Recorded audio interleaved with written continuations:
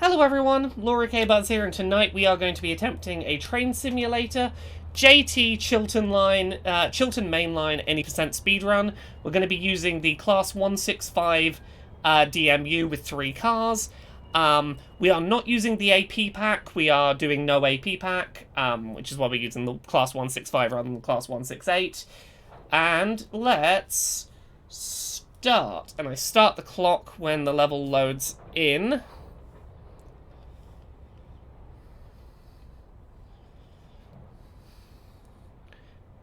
I'm waiting for that load screen to show, and then I'll hit that button. Come on. You cannot detach the train carriages for bonus speed. Every time I see the screen change, I'm like, is this, are we loaded? Are we loaded? No. Come on. Okay, so there's the timer started. We're gonna push the forward direction and put the train. We're not gonna go right up to 100%. I'm gonna start at like 30 or 70, maybe 50, just until we're moving, because we need that initial traction. Then pump it up to 100. Let's go. Right, so we should be alright to just leave it going for a second. Right. So, yes, someone earlier in the chat was talking about Thomas the Tank Engine being used for fundraising for autistic societies. Yeah. Oh, let me turn the game volume down slightly. I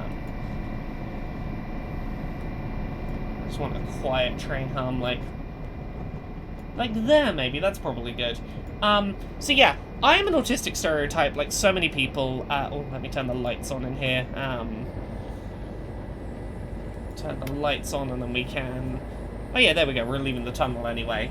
Yeah, I'm an autistic stereotype in that I loved Thomas the Tank Engine when growing up. Absolutely fucking loved it.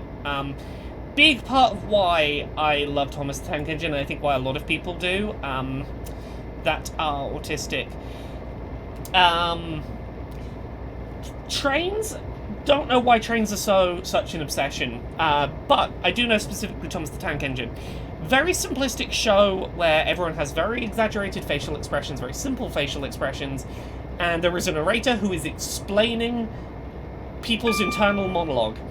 Very digestible to an autistic child that is not good at understanding people and why people. Right, let me sort my webcam brightness slightly. I will give thanks to the various people in a second. That's going to be way too bright, but I'll turn the gain down. Yeah, that's better. Lovely. Thank you very much to Rednet Tombury for the sub. Very excited to see how someone speedruns a train simulator at all. I'm about to try Peking Duck for the first time. I'm interested to see if it's worth waiting for decades to eat it like Ichiban did in Yakuza.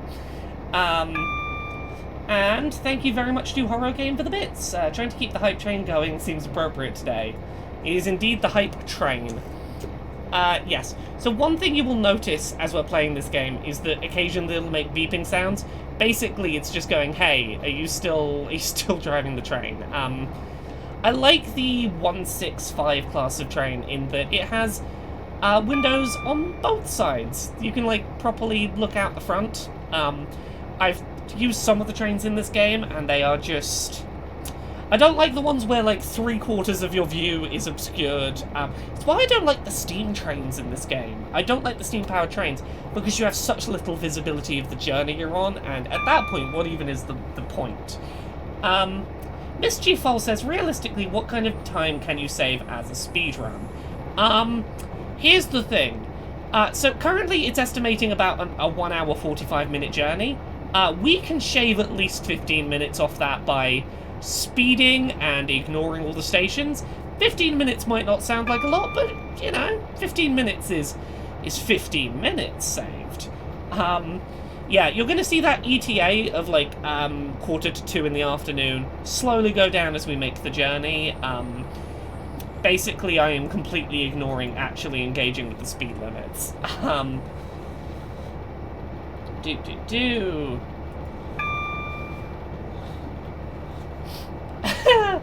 King Wagman says this train has no brakes.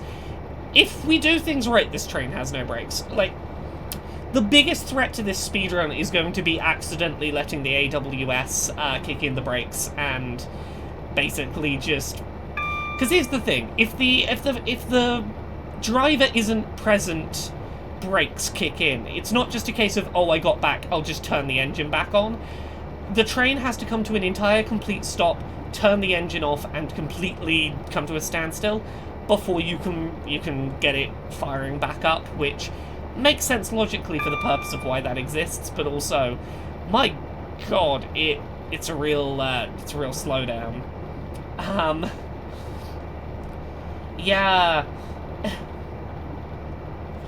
Koi Trip says Steam engines should have a Sodor mode where you your vision is as if you had eyes on the front of the train, so you can look in the eyes of your ally as you head home, buffer to buffer.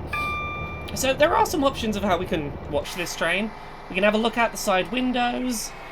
We can just sort of watch the train leave without us. We can sit in the back and just watch this pensive man have his journey. This very relaxed man. We can watch it from the top. We can watch it from the side. So like, you could do those with the steam train in this game, but look, I'm very specific about what I like about trains. I'm gonna autistic info dump at you all tonight. I hope you're ready for that.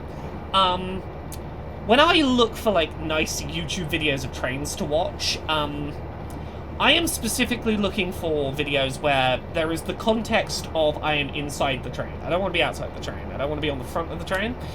I want to be able to see, you know, just this little bit of the carriage that's there to be like, oh, I'm inside the thing that's moving. I don't know why I crave that, but I spent like 40 minutes last night looking for a good train video because all of them were on the front of the train. I'm like, no, I need to be inside the train. That's important for reasons. Yeah, that side view is nice. I do like the side view. Yeah, so like, fuck it, I'm just gonna use tonight to talk a little bit about some of the reasons I like trains. Look, I've had my fair share of being the autistic person that, like, reads up on statistics of trains. I've done that a little bit, but I've always been much more interested in trains as functional mode of transport that people use. I am much more interested in... This is a thing. This is a vehicle that turns up at a set time and it leaves at a set time and it goes along. There's no deviating from the route because it's literally stuck to the route, and it goes where it's supposed to and it stops where it's supposed to, and it's a very neat and organized, pattern and routine dependent mode of transport. And my brain idolizes that for some reason. It is the epitome of structure.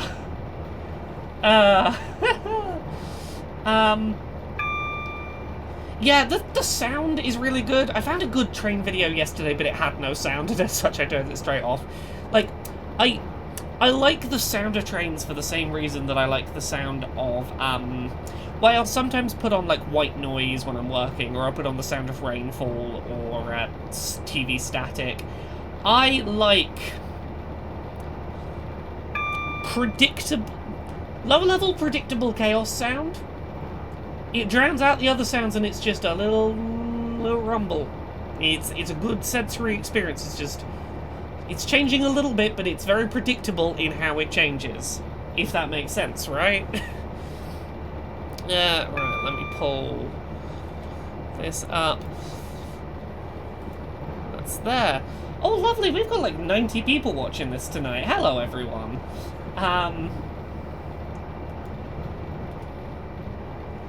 Fitzy says, if not for the beats, this sound would make you fall asleep. Yeah, so this sound is a real thing you get in trains. This is basically, train companies are paranoid about the idea of the one person driving the train falling asleep, or dying, or collapsing, or something of that nature. And as such, they have the thing, and it beeps, and you've got to give it constant attention. And if you don't give it constant attention, it will assume that you have died, and it will just go, fuck it, we're stopping the train. Buttercup Bandito, it's a slippery slope, and I hope you enjoy your 5-toe socks. So yeah, we can turn off some of the overlay stuff in this. I like having the full overlay on. Basically, down the bottom we've got little markers that tell us roughly how many seconds it's going to take to reach various points. We're reaching Lamworth Platform 1 shortly. We've got our various little buttons on the dashboard we can use for various things. We've got the windscreen wipers, which I enjoy. We got the horn. We can toot the horn of the train.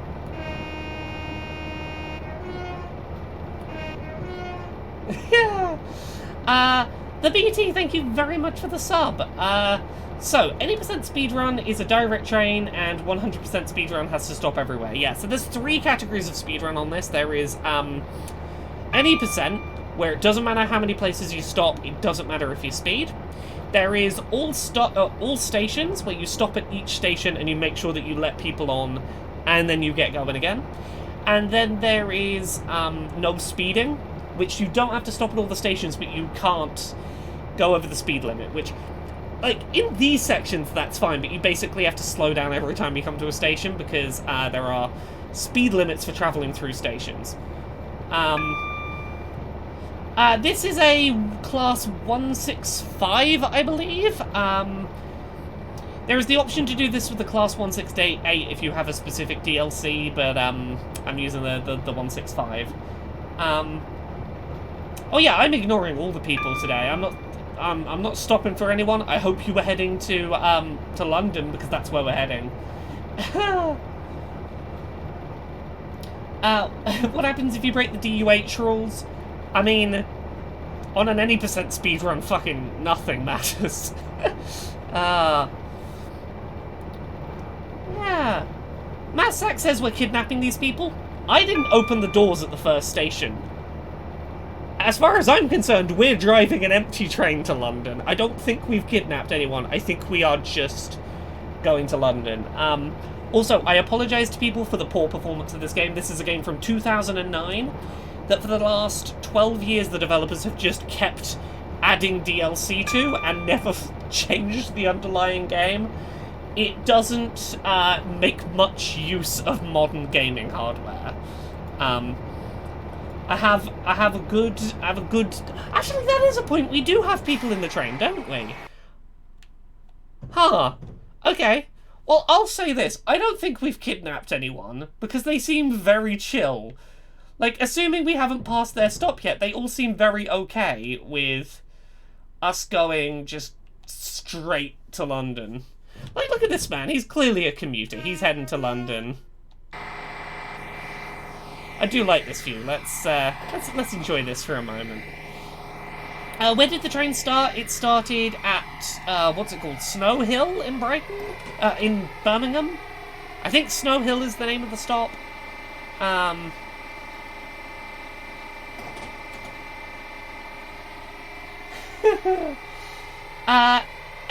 Casatopia says, Train Sim World is more modern but somewhat limited in terms of content. Yeah, I have Train Sim World, I believe. I must say, the developers for this game were really nice. When I said I was going to start speedrunning it, they sent me a batch of DLC and Train Sim World 2. Which is very nice of them, because I'm going to be honest, the DLC for this game is expensive and you don't get much for your money. I very much appreciated being given some DLC. Gives me more things to speedrun. But, yeah, I wouldn't... This is a pricey game to get into, but Autism Brain has just been hyperfixating about trains all week, so... Yeah, fuck it, that's where I'm at today. Right. Yes, you can derail the train.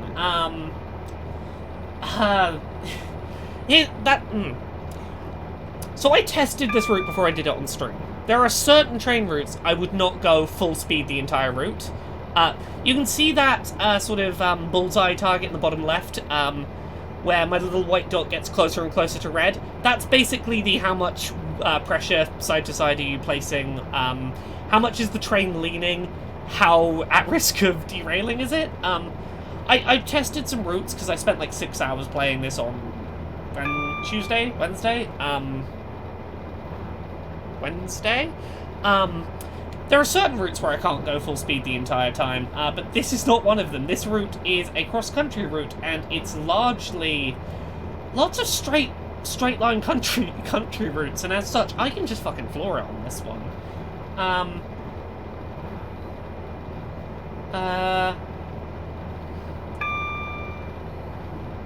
Yes, yeah. It's not a cheap game to get into, but like, yeah, no, Alpine Swift has such a chill hyperfixation. I love it. Yeah, it's been a while since I've hyperfixated about trains. They used to be my big thing. As a kid, like, let's say ages 2 through 8, trains were one of the big ones. I used to go out at, like, 6 in the morning and watch, like, the earliest trains of the day, like, the earliest commuter trains towards London heading off. I would pull up a little folding chair over, like, a little bridge over the train line, and I would just watch the trains go. I real fucking love trains. It's been one of the really nice things about ending up working in games critique is I've had a lot of opportunities to travel. And that largely means a lot of opportunities to go on very long train journeys, which I very much enjoy. Yeah, Pundy says this is Magna Train Low, right? Yeah, we're gonna defeat Magna Train Low. Echo says, is it possible to move the UI up a few pixels? The station names are slightly cut off the bottom of the screen. Yes, 1 second, my apologies. I will see what I can do in real time. Game capture.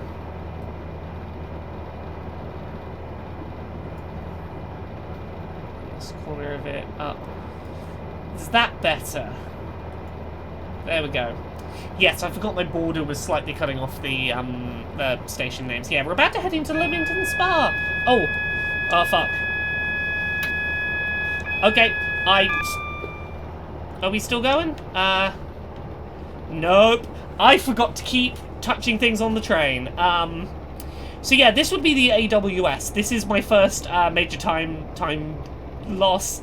I was paying too much attention to chat, and yeah. So as you can see here, I can fuck around with the power lever, but we ain't going anywhere until that hits 0, and we can basically restart the engine and get us going again. It's not going to be a big time loss, but yeah.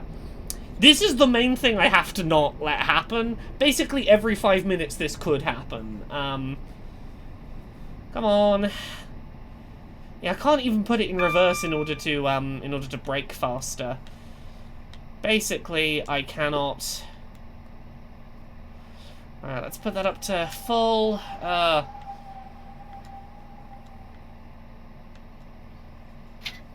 Okay, now I can move that to forward.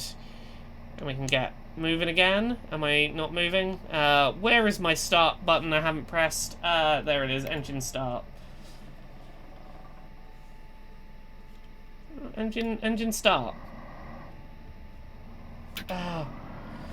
Oh, it's because I had it to 100%, is it? Yeah, okay. Didn't want to be at 100% when we try to start the thing moving.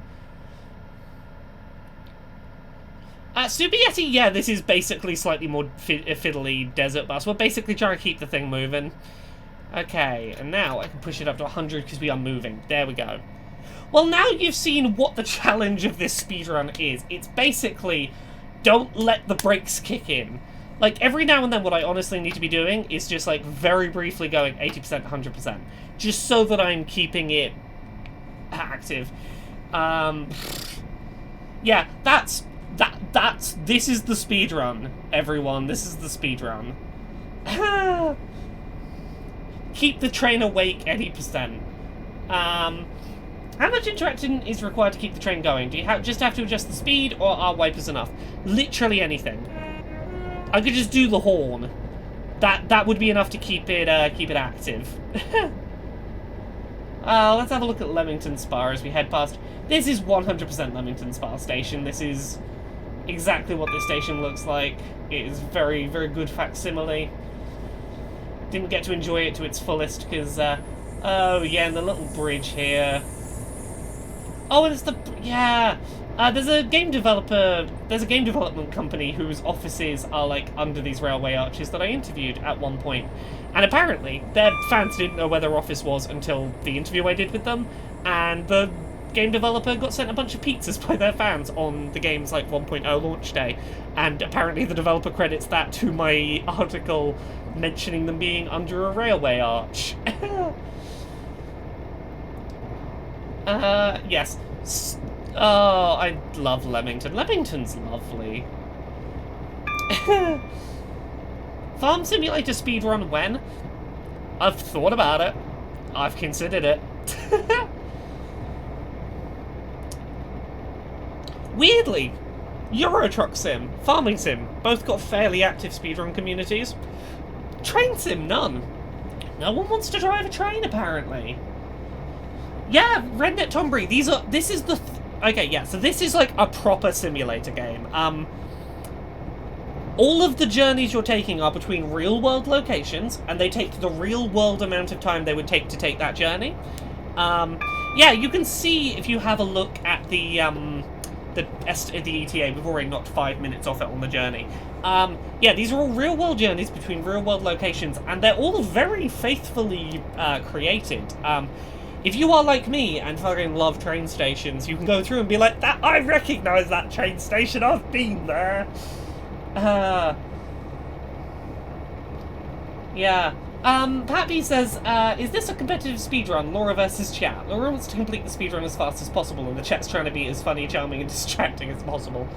I mean, look, when you speedrun on Twitch, every speedrun is a streamer versus chat speedrun. That's just how it is. There we go. We got the full thing back up. Is there multi-track drifting in this game? There might be. I'm not gonna try and make it happen, because I will get disqualified from the speedrun if I derail at any point, so... No thank you. Echo says, I love this bit of track. The view out the window is just gorgeous. Yeah, it's... I like this route a lot. I used to take this... I think this is the route that I took for EGX one year. Was it this route? I've been to somewhere that I had to take this route. Yeah, it's just a lovely, lovely stretch of road. Look at all that nature going by.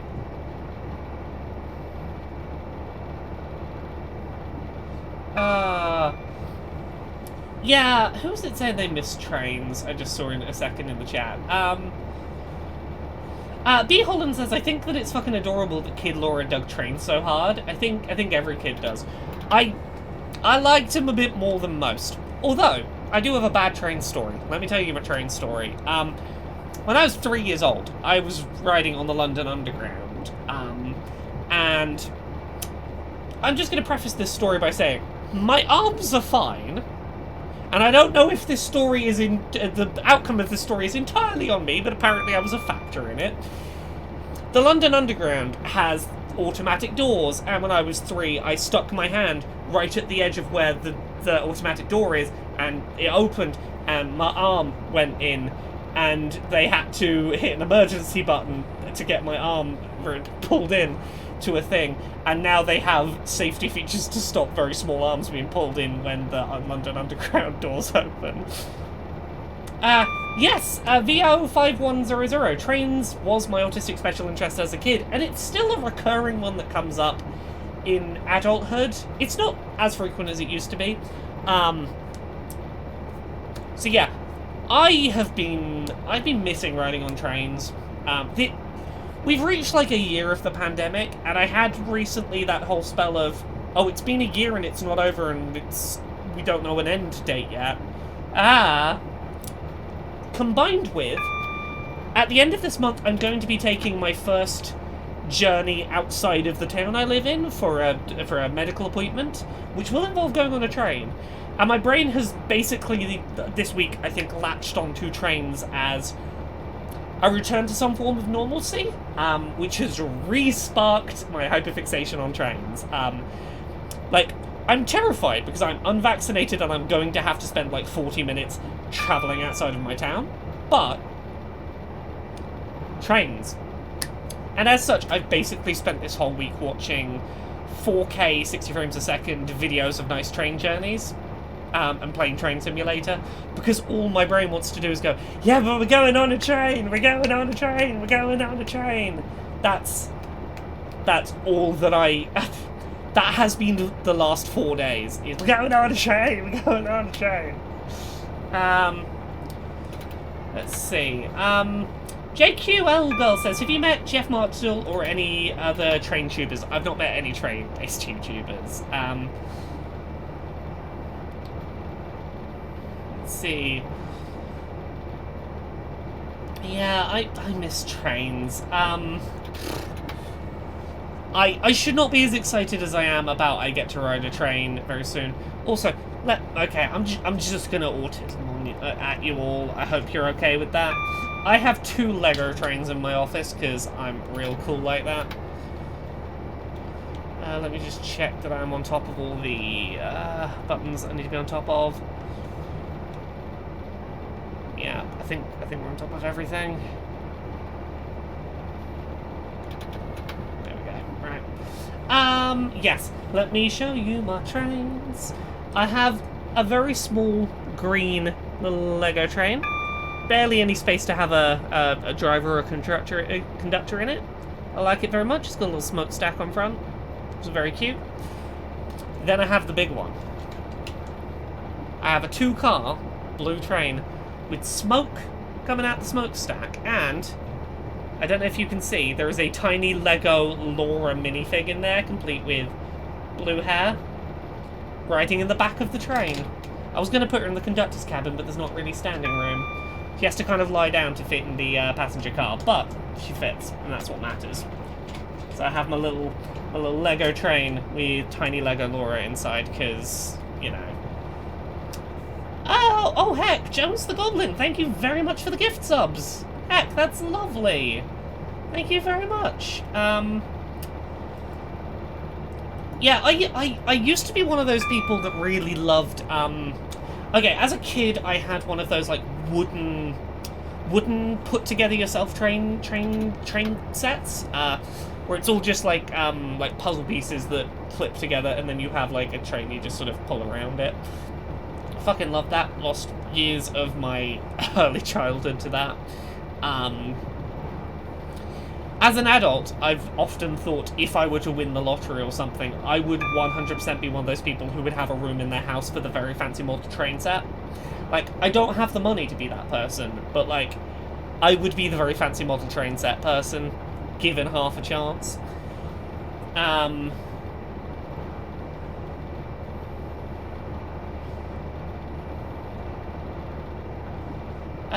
Let's have a look.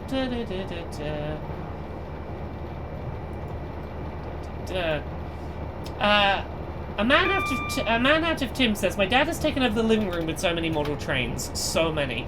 Yeah, that's the thing. I don't have the space to have, like, a permanent model train set up here, but, like, there are some good model trains. There's some good affordable model train stuff, honestly. Lego makes some pretty good, like, decent size Lego trains that sort of are electronic, that are pretty decent. You get amounts of track. It's mainly a case of I don't have the space to have one, but, like, oh.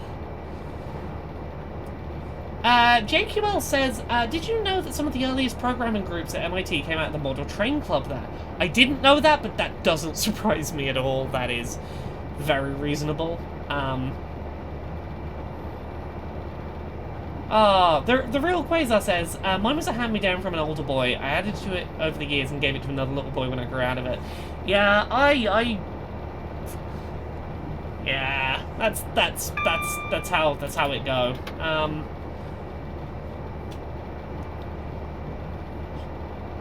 Yes, someone in the chat, I apologise that I didn't catch who it was, said that they wished that trains were a thing in America.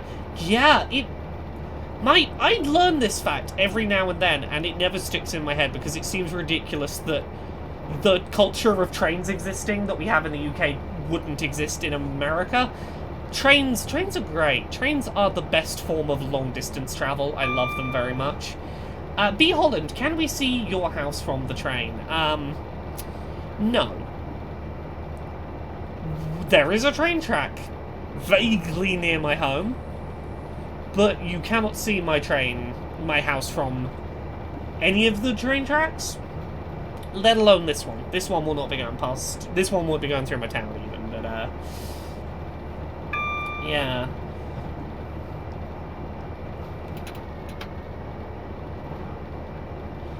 Room K, get yourself a wooden train set as an adult if you want. Fuck it. Who can tell you not to?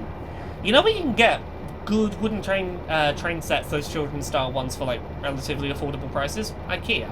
IKEA has good, affordable wooden train kits. And honestly, they're just charming. I will never apologise for what my brain has chosen to obsess over. Ooh, the real Quasar says, best train in a non-train focused game.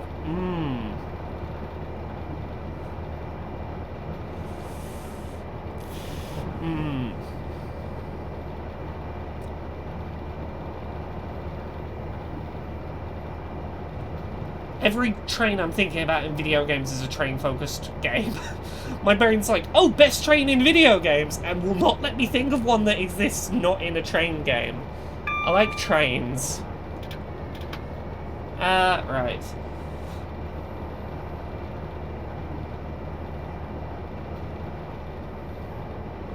The train in Cuphead is a nice one. The ghost train in Final Fantasy VI. Actually, I really fucking like the train at the start of Final Fantasy VII Remake. That is a gorgeously detailed, intricate steam train, but clearly, like, over-mechanical design beyond what would be needed for a steam train. Like, it is a weird amalgam of a train that doesn't really make any sense in the real world, but I kind of love it in its over-engineered design.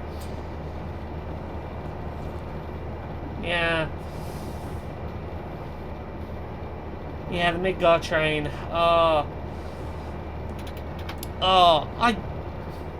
am nearly 30, and I've had the urge recently to go rewatch old Thomas the Tank Engine episodes, because, you know, hyperfixation brain wants what it wants. I was thinking recently about the early season episode about, was it Henry, the train that didn't want to go to work one day, so the Fat Controller just fucking bricked it up and was like, fuck you. You get to live bricked up in a tunnel forever now. It's fucking terrifying, that one. Yeah. Yeah, it was ridiculous and unnecessary. Oh, DK and Bowser trains in Mario Party 8. Oh. I like a good train. You know what the most me thing in the world is? Train that is a spaceship. Space train. Space train is 100%. If I could ride a space train, life done. I'm finished. Sign off. I'm good.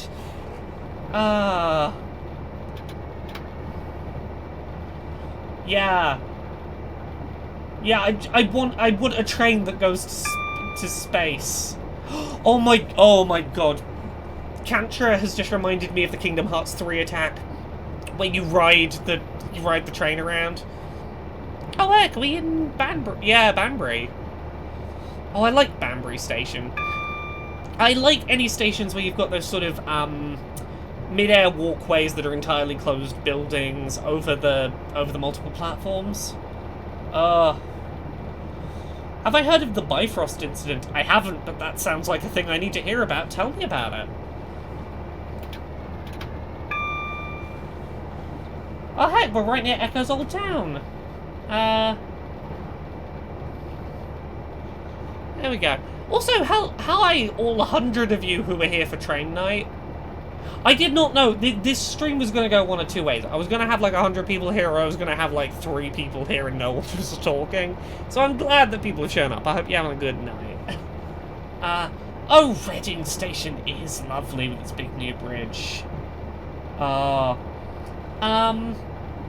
gosh. Alpine Swift says I'm vibing so much with this stream. I'm really glad, because honestly, if people are vibing with this stream, I kind of want to do more of them.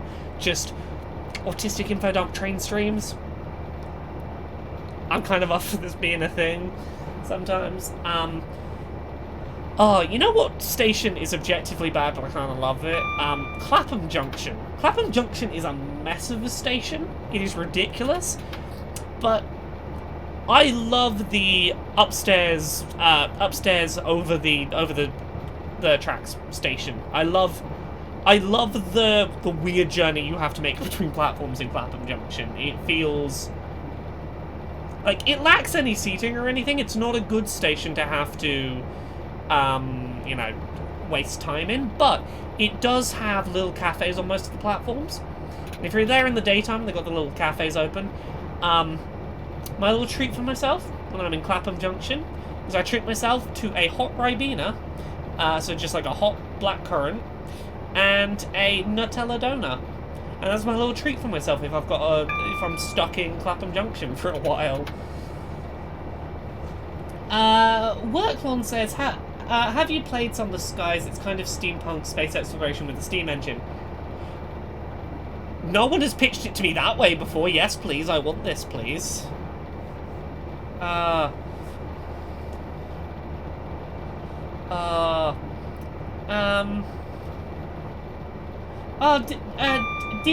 Demonics 4? Lovely to have you here. Oh, hot Ribena is really lovely. Just warm blackcurrant is lovely. It's weirdly soothing. I'm trying to think of other... Oh, okay, I got more train station stories. I've occasionally had to sleep at train stations because I used to live in Bournemouth, which is it's a very touristy town south of the UK. Problem is, I used to go to a lot of stuff in London late at night, and Bournemouth is like a 2 to 3 hour train journey away from London, which is manageable. But if you miss the last train home, which was often at like 11 PM, you aren't getting home that night. So like one time I went to see My Chemical Romance, and I basically hung around too long after the show trying to see if the band were going to come out, and in the process I missed the last train home. There were still some trains going toward my home, but like not getting there. So I ended up taking a train as far as Southampton, and then being stuck at Southampton from like 2 AM until 5 AM when they opened the station, so I could wait until 6 AM for an actual train. That was a not great night. I've slept in Victoria Station a couple of times when I missed the last train home. Victoria Station at least has lights and interior, but there are no warm waiting areas, and they will not let you sleep. They will move you along, so that's train stations I have slept in. But like, I don't hate sleeping in a train station. There's something weirdly comforting about the hustle and bustle of people are all in the same situation as you. They all just want to go home, and there's something very familial about that I find weirdly comforting. Steampunk space trains with some fun cosmic horror. Super Yeti, I will put Some of the Skies on the list to check.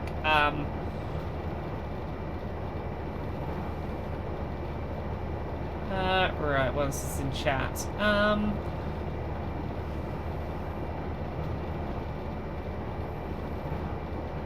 Yeah, it's kind of the energy of like, okay, so I'm an obsessive traveller, because, yay, autism. Oh, I'm not clicked into the game. There we go. That'll be why I timed out earlier. I clicked off of the game into chat and then was trying to do the button things and they weren't registering. Yes, I am an obsessive traveller. I will arrive way too early for stuff. International flights, at least 4 or 5 hours early. I want to be at the terminal and ready to go.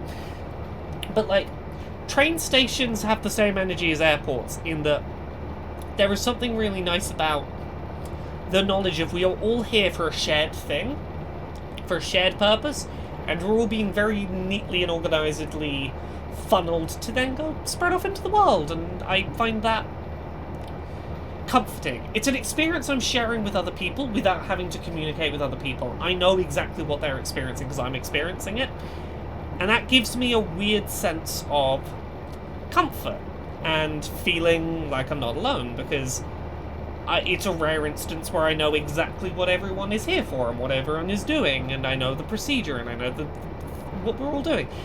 You know, it's like being a little hive mind. Everyone's doing their job, getting everything done.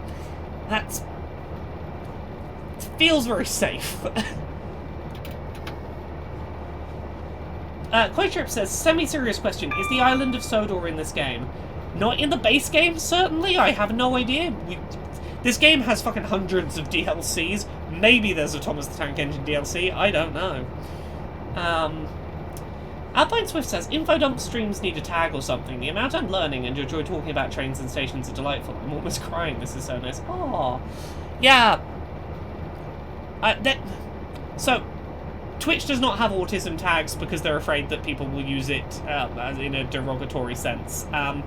Casey Explosion, thank you very much for the bits. I'm the conductor of the poop train. Are you the...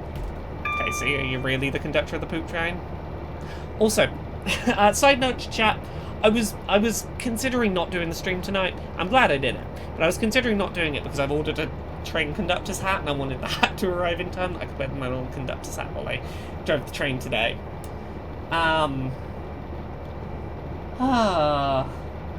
Echo says, this is next level cozy, like even by Cozy Laura stream standards, this is just so fucking lovely. Well, I'm glad you're having a good time.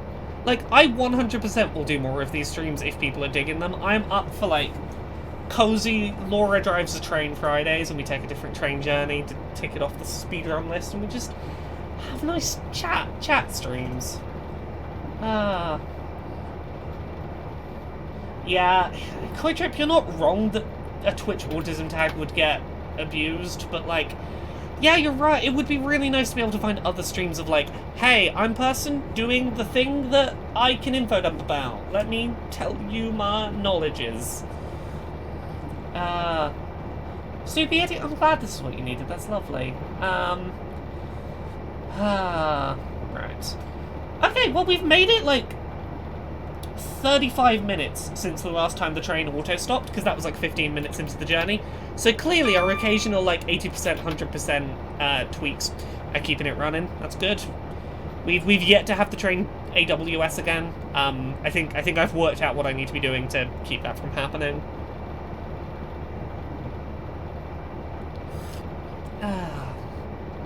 Train noise is just nice. I used to fall asleep to white noise. I was falling asleep really hard. Autism, I hear all the sounds, all of them at the same volume, and I can't filter them out. White noise is really good for that.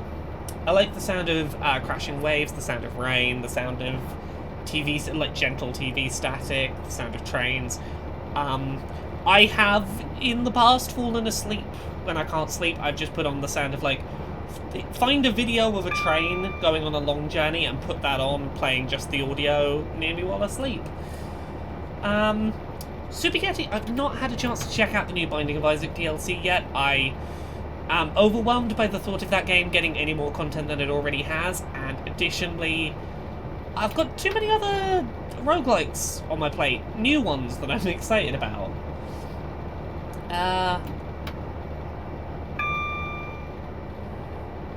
Panda Bibble, yeah, so this game has 2021 in its title.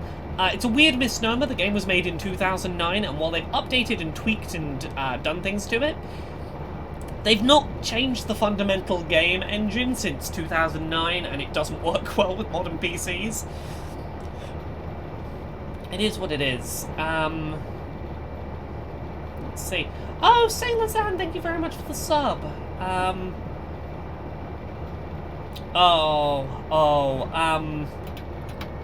I need to show you all something. I saw today, for like £250, a train controller for PC with all the little, all of these little dials, all these controllable switches and buttons on a thing I could have on my desk.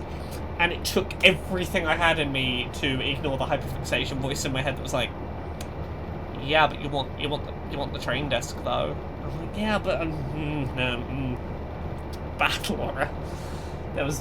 I want to see if I can find... let me see if I can find the one I was looking at earlier. What did I search to find it?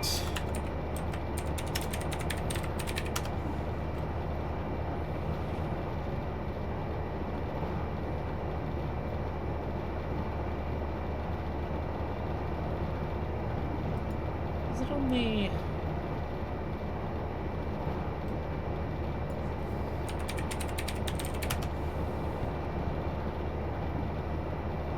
It's a really nice one, and I can't find it again. Oh, I found it, yeah.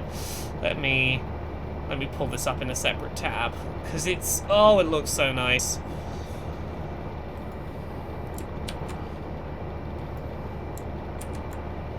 Okay, there you go, chat. This is what I saw. This is what I saw today. Just... look at that and tell me that that isn't just, like, the cutest little thing I could have on my desk. For making train go.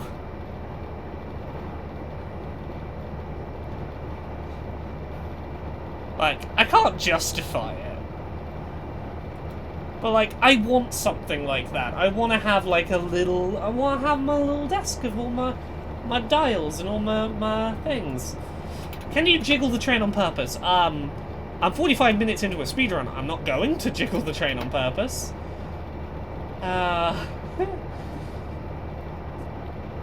Tallulah's... Oh, Tallulah! Hello, Tallulah. Tallulah's lovely. Tallulah is wonderful. Tallulah was very, very helpful over the last couple of days. I very much appreciate Tallulah. Tallulah says, I knew you'd end up using on the train controller. Yeah, Yeah, Cassiopeia says I'm trying very hard not to buy that. Oh, this has been me all day today. And, like, I'll be honest, I know that I'm hyperfixating, and I know that, like, 100% this will pass. It'll pass again, give it a couple of months. And it'll come back. I'm like, don't listen to Hyperfixation Brain, because Hyperfixation Brain right now would get rid of everything else in life for more trains. And sometimes I'm like, Brain, there is more to life than trains. I was trying to work out the other day how to explain autism hyperfixation to people who don't experience it, and I know how to explain the negative aspect. I know how to explain what happens when I try and not engage with the thing I'm hyperfixating on, which is basically there's a little toddler in my brain who does not want you to change the TV channel and stop them watching their cartoons, and will throw a tantrum if you try and change the channel. That's the anxiety bit of my brain when I try and not do the hyperfixating thing, is little toddler in my brain going, what more trains? What more trains? Like that. But like, how do I, how do we explain, like, the positive end of it? Because, like, it's very similar to, I think, what I get out of, happy stimming. It is, here is the thing I like, and I know exactly what I like, and it's basically snowballing the positives.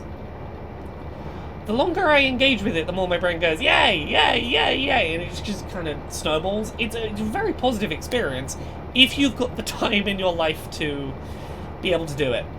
I used to not have good time management because occasionally, like, I'm very lucky to be self-employed and to work in games, because it means if I'm having a hyperfixation-y spell, I can find a way to channel it into work, and it's not the end of the world. But yeah, when all that your brain goes is like, don't, just do trains.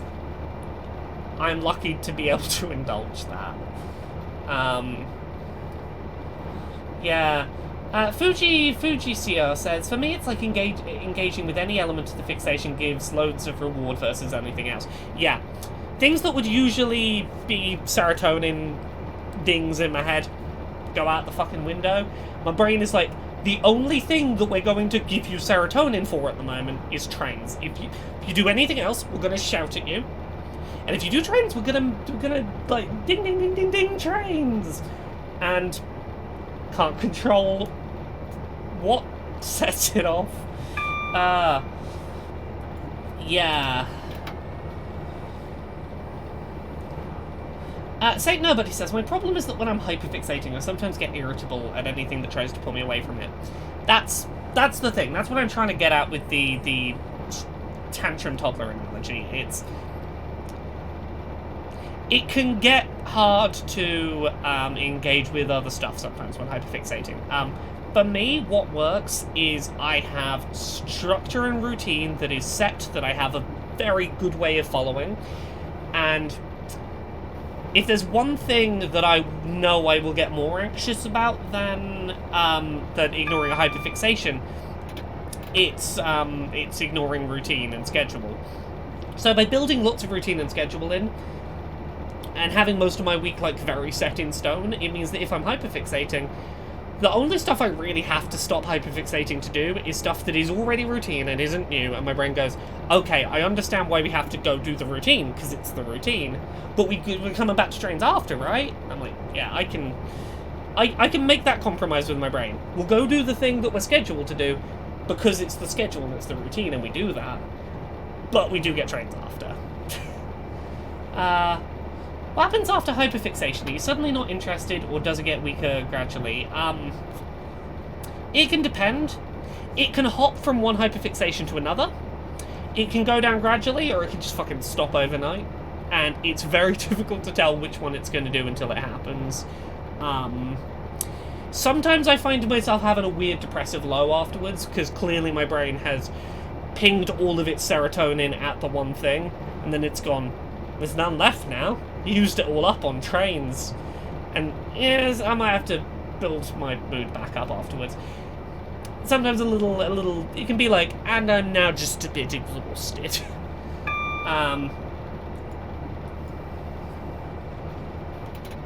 Yeah, Demircat says, I like the toddler example. When I hyperfixate, it's like a toddler with what they love. It's the best thing in the world, and nothing much else exists, but it's great. That's it.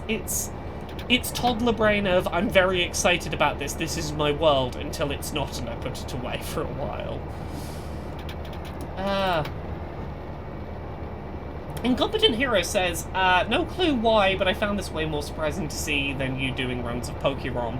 Pokerom, I'm at least, like, doing engaging things most of the time. It's a speedrun / excuse to do chat.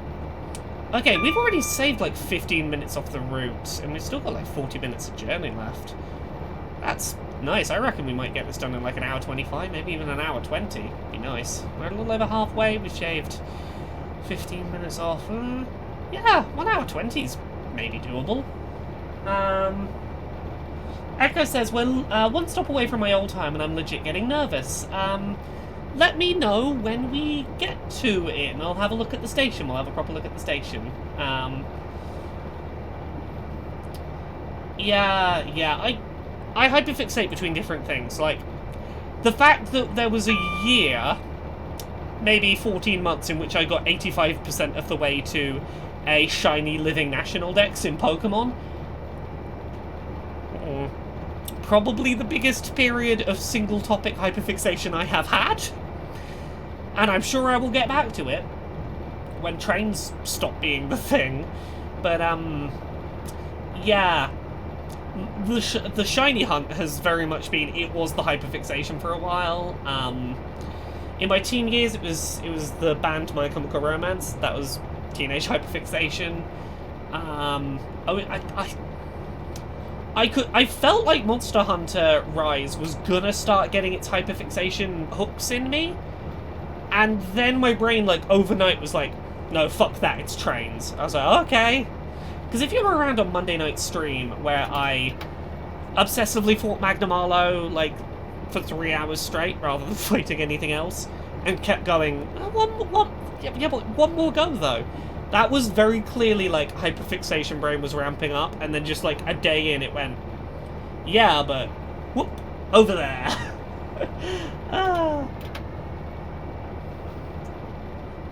This was,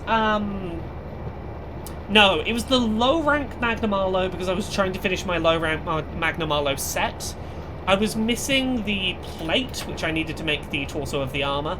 Because for the high rank stuff, until I was ready to fight high rank Magnum Arlo, I basically wanted to have a fully upgraded full Magnum Arlo set, because that was going to carry me through a good chunk of high rank. I have fought high rank Magnum Arlo, but like that's not who I was fighting on Monday night stream. Tricky says, we're starting to wonder if Thinky's fixation is numbers. Can't walk down shopping lane without them reciting every number they see. Numbers are great. If you want to understand why someone would hyperfixate on numbers, numbers are orderly. Numbers make sense. They have a set order, and they function as expected, and they're just good, predictable things that you can do stuff with. And the result is more numbers. You can do stuff to numbers and numbers happen. Numbers are fucking great. Toledo says, this is extremely me with roguelites. I know the absurd unlikelihood of getting the same circumstances of a run, but dang, my brain will retry and retry going for it till a new loadout distracts me, then we repeat the loop.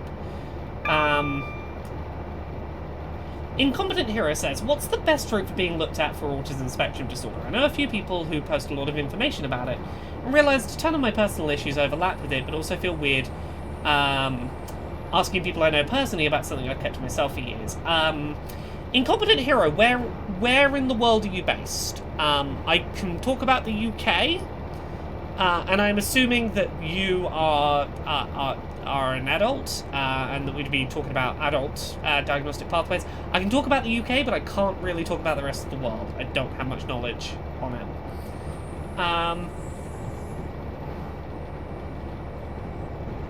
Oh, Matt Parker is very good at explaining why numbers good. Western Canada.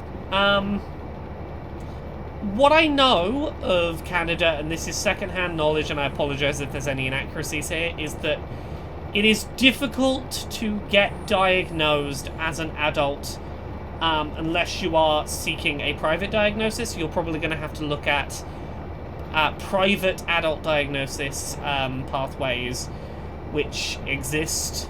I believe that is the situation. The BT says, you might not be able to explain the UK autism spectrum diagnosis as a postcode lottery.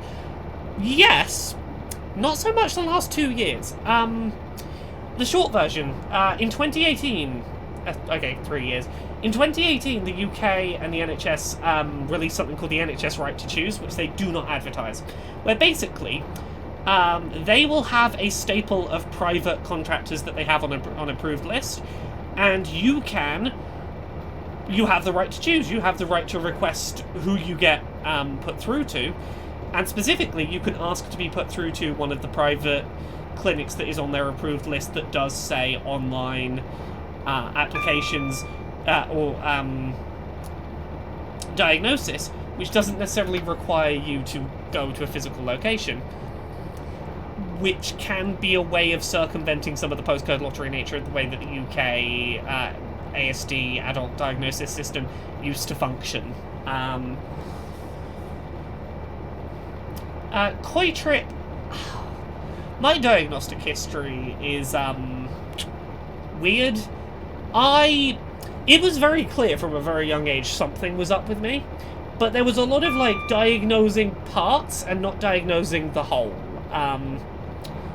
I basically, as soon as I started school, the school were like, something up with this kid.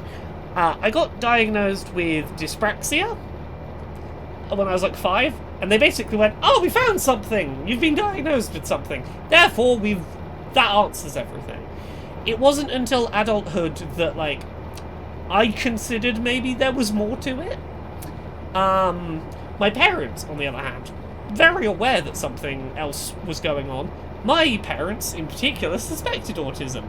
I had 2 diagnosed autism spectrum diagnosed half-brothers, and my parents deliberately didn't inquire about getting me diagnosed because they were afraid that I would use it as an excuse rather than learn to find my own coping mechanisms. So they deliberately pushed me into sensory and socially difficult situations, hoping that the autism would just kind of work itself out if they pushed me into situations that made me go, ah. So that's me. That's how mine went.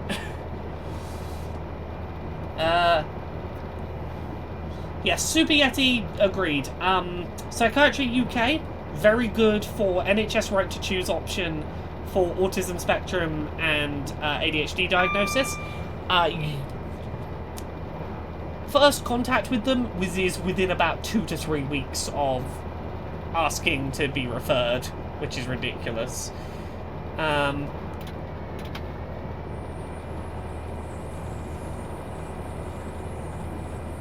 Dyspraxigang. Hashtag Dyspraxigang indeed. Yeah. Oh. Oh, the alarm went. Yeah, it's fine. I hit the button in time this time.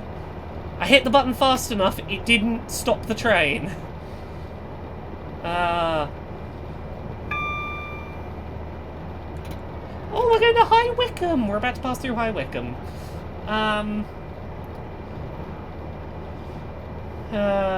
Oh, this is Echo, High Wycombe, right. We're going to have a look at the station as we go through.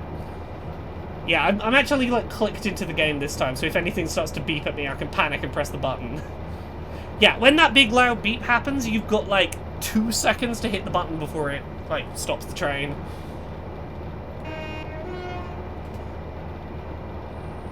Okay, we are, like, a minute or so away from High Wycombe. Cool. Yes, mental health diagnosis is, like, a lot. Particularly when you have symptoms for multiple different things.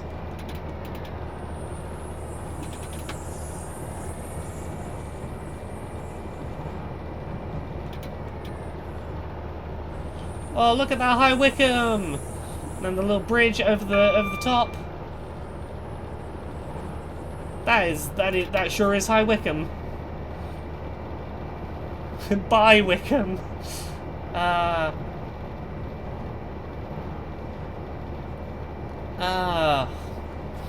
Yeah, mental health's weird. My current thing I'm going through is, so I've talked about this a little bit on other streams. I spent the bulk of the last decade, I got diagnosed with autism, came out as trans, then spent the following decade basically in paperwork hell for trans stuff. I only earlier this year got my birth certificate finally updated, so it says Laura and female. And as soon as that was out of the way, I went, my brain can only handle one bureaucracy at a time. What bureaucracy is next on the list? And the next one to deal with is, I'm pretty certain I have ADHD. I fit all of the fucking criteria. I didn't get diagnosed a decade ago because they used to only diagnose you with one or the other, not both, and in the decade since they've gone, actually there's a lot of overlap, like 40% of people with one have the other, and it would explain a lot about me. So I'm currently in the process of seeking an ADHD diagnosis. That's fun. And doing a lot of introspection, working out, like, hey, what mental health stuff of mine is the autism and what is the ADHD? That's where I'm at currently. How many countries are available in Train Simulator? Every track I have, I was gonna say every track I have is in the UK. I know I have one German track. I don't know how many countries are supported. The base game only has the UK. I know there's DLCs, but yeah, I mainly have UK tracks on here. Yeah, we're in the home counties.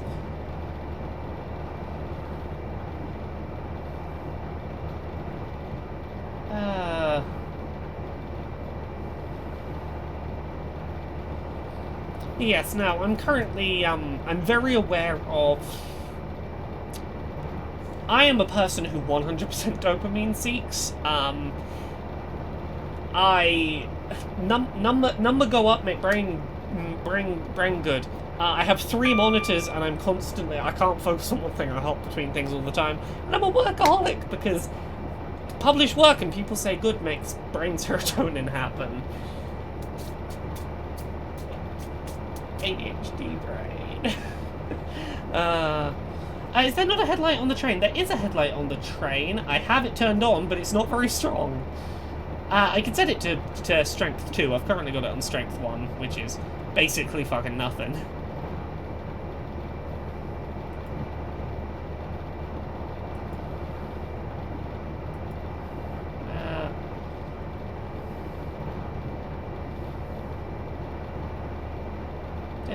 Right, how are we doing on this train? We're in Beaconsfield. Oh, we're nearly in London. Okay, what I'm thinking of, that I'll probably do after we finish this speedrun, is I might just keep the chill train time going, and just do some frees. I've got a favourite train route on this game, and I might just take that route and stop at my favourite stations and show you all my favourite stations, because, yeah... is there a nighttime speedrun? The speedruns for this game all say to speedrun at starting at noon, and I think that's so that it's daylight through the whole journey, to make it easier for them to see that there's no splices in the speedrun. That's my assumption.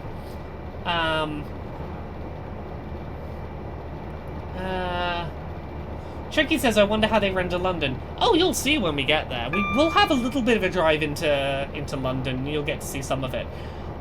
Like, they've done it to the level of specificity that there are buildings I recognise that we drive past. Cedric's username, yeah, we're speedrunning a train game. They estimated an hour and 45 minutes to London, but, oh no, we're gonna get there in, like, an hour 25, maybe an hour 20. An hour 20 is optimistic. It's gonna be under an hour 25, that estimate. So we're already down to an hour 27. Lovely. Thank you all for being here for train time. I enjoy train time. Oh, I remember being a child. One of my favourite things in the world. Those little, like, amusement park, like, very small child-size steam train on, like, little tiny tracks that, like, single seat occupancy, just goes around a little track. It's fucking great. I want one of those in my house. Let me have one of them in my house, please. Tiny train time. Good. Yeah, the kind you'd find on, like, a pier front or something. Yeah, right? That's so good. Give me one of those in my house. Let me take a train from the bedroom down to the living room. Just, like, tiny little train.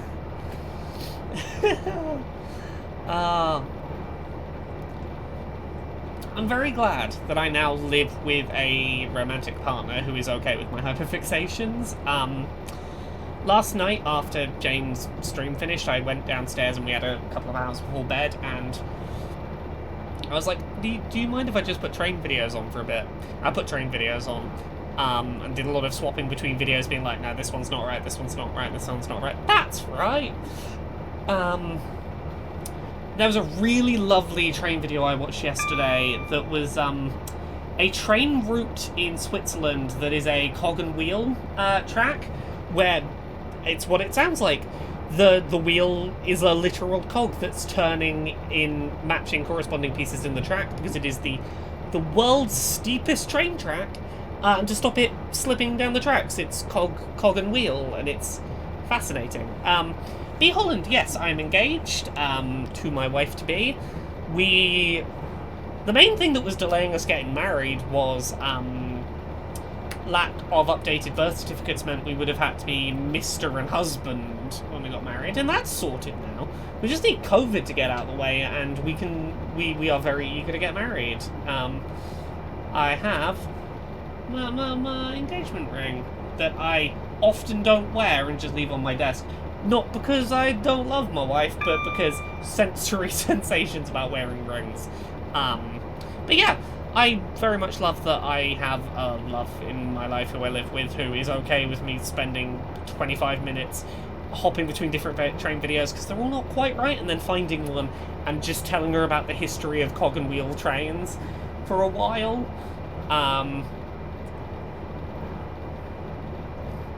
I will invite Gavin. Gavin's welcome to be there. Yeah. There we go. Right.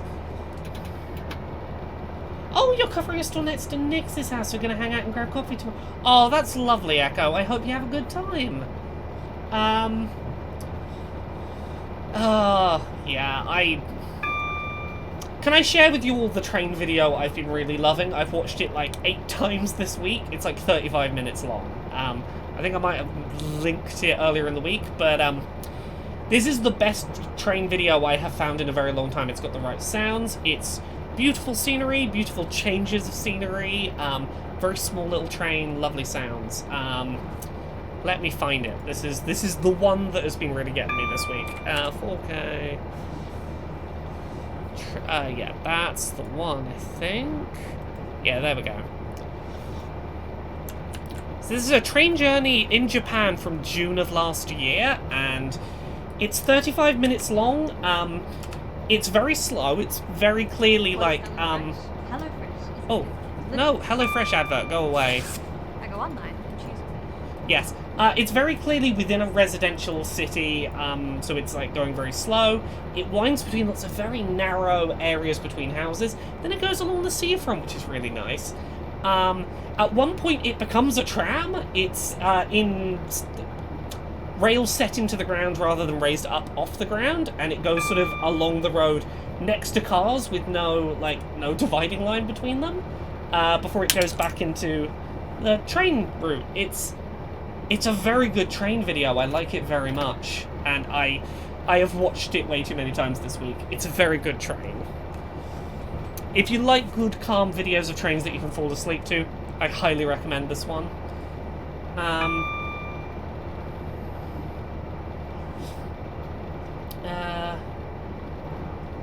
Oh, I'm going to open my window up slightly. 1 second.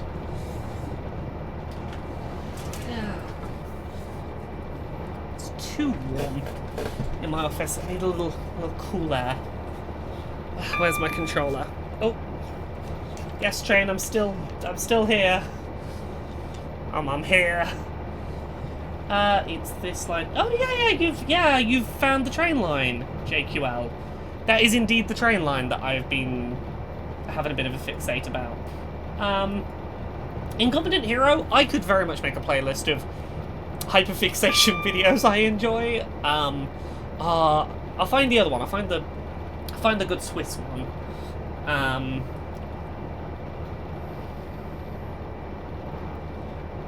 Yes, ain't nobody. I can manage this wedding ring. It's made out of a kind of metal that is okay sensory-wise. I can wear it. It's just, it takes a little bit of brain space, and if I'm at home, I tend not to. Terribly often. Let me find the other one. The other one I really enjoyed the other day.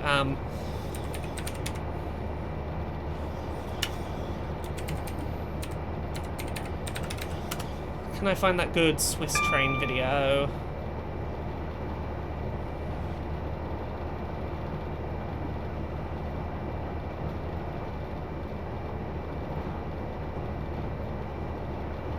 It's not that one, is it?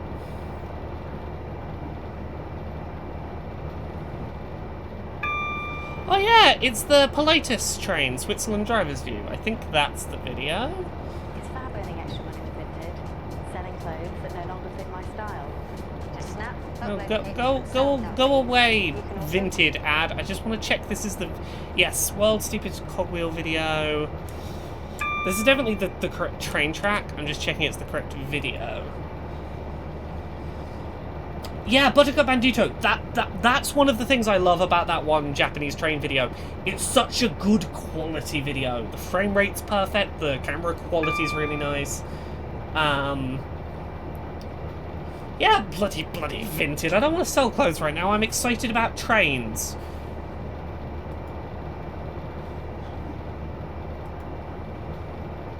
I think this is the... Yeah, there we go. Oh yeah, that's the video. So that's my other train hyperfixation video from this week. I recommend both of them very highly if you like just a good chill train time. Yeah, Pilatus, yeah. So the Pilatus train, it's the world's steepest cogwheel train. The story goes that This was in like the 1800s. They wanted to make a train route between Pilatus and this other place, and I forget what the other place is. And the whole deal was, in order to make a traditional train track that, you know, was going to have to take a longer route because it couldn't be that steep with a traditional train. So they estimated how much track was going to be used, and the government was basically like, nope, that's going to be way too expensive, we can't afford to do that. So that's the reason why there is a cogwheel train there, is it was basically like, okay, if we can't afford that much regular track, how much track would we save by having a cogwheel train? And they basically halved the distance of track they would have to lay by making it a cogwheel and just going incredibly fucking steep, and that's how that train line came to be. And it is a slow journey, but it is fascinating to watch.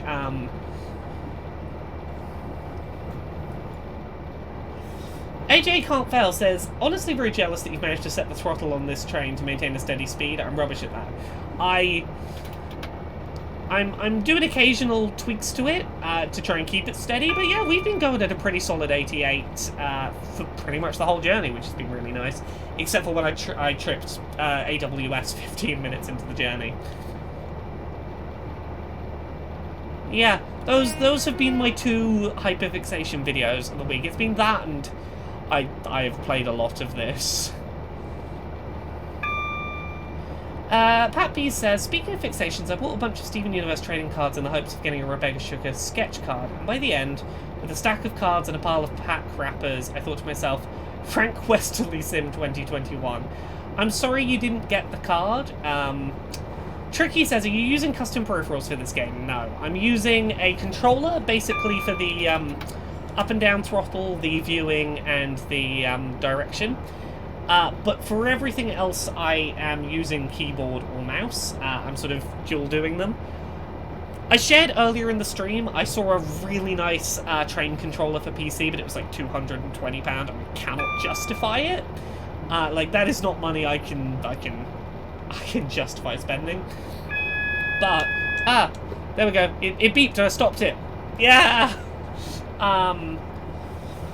Yeah, I'm very... There's a bit of me that really wants to just have the thing on my desk I can do the dials with. That might have been Wembley Stadium. We're sort of close enough, I think. AJ Can't Fail says, to be honest, I never knew you were into trains and or train simulator. I'm a big train nerd, though it makes me very happy. I'm glad it makes you happy. I'm going to start coasting a little bit, because we're getting into London, and I don't want to derail as we start getting further in. Okay, I'd ideally like to shave like another 3 minutes off this journey, but I doubt that's going to happen with how close we are to the end now. So I'm not going to stress about it. We can...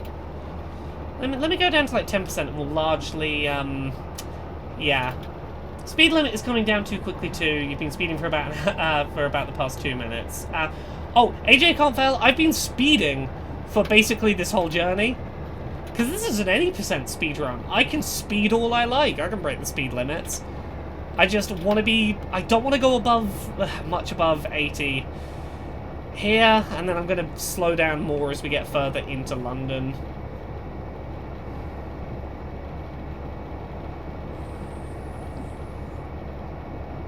Okay, yeah, we're having a bit of a wobble there. We'll throttle down a little. Honestly, yeah, 70 is going to be fine. Now we're in London. Yeah, I'm aware that I'm speeding. I've done this route before. I'm pretty sure, if I remember correctly, my test run, I went 100% the entire time and never slowed down, and I didn't derail. So I think this route I'm fine. Yeah, it gets fairly twisty, but I don't seem to remember needing to slow down for this. It was a bit hairy. Like, you can see on some of these corners it's going into the red pretty strongly, but I think we're okay. Daria Morgan, thank you very much for the bits.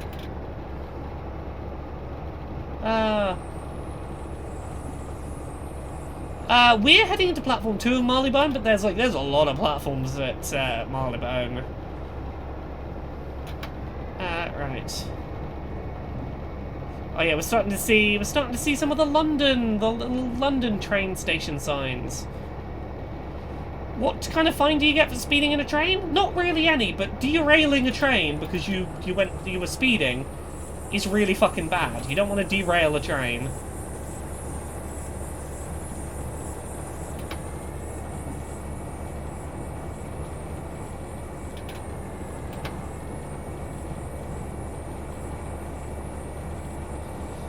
Okay.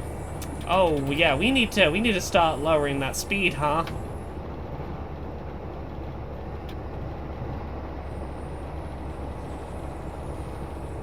Okay, yeah, we got like a mile to go.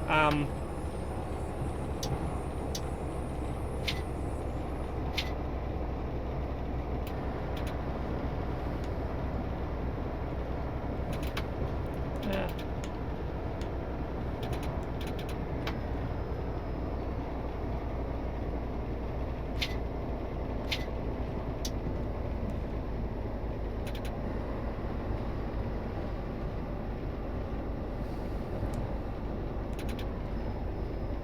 Yeah, we gotta get that speed down quite considerably as we approach.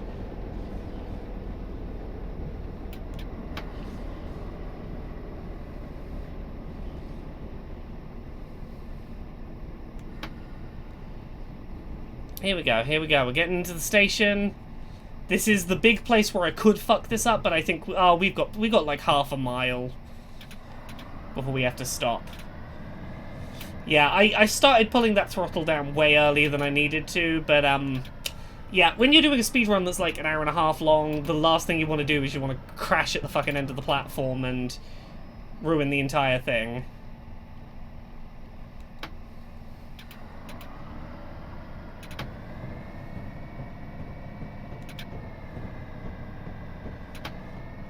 We can go a little faster. We got like a third of a mile still. I keep thinking I'm closer into the station than I am. Yeah.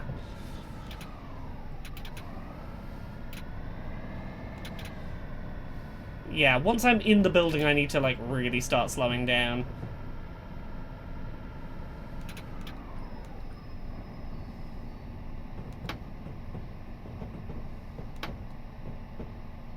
$16, $15, $14, $13, $11, $10, $9.